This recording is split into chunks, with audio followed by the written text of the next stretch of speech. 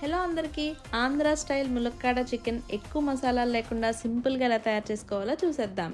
ఈ కర్రీకి chicken marinate చేసుకుంటే వచ్చే రుచి చాలా బాగుంటుంది. మ్యారినేషన్ కోసం చికెన్, పసుపు, ఉప్పు, కారం, అల్లం వెల్లుల్లి పేస్ట్, గరం మసాలా వేసి బాగా కలిపి ఒక హాఫ్ అన్ అవర్ పక్కన పెట్టుకోవాలి.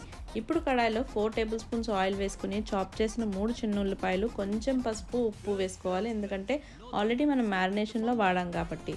పచ్చిమిర్చి, కరివేపాకు కూడా వేసి ఉల్లిపాయలు ట్రాన్స్పరెంట్గా అయ్యేంత వరకు ఫ్రై చేసి 3 కట్ చేసుకున్న ములక్కాడ ముక్కలు వేసి మూత పెట్టి మగ్గించుకోవాలి.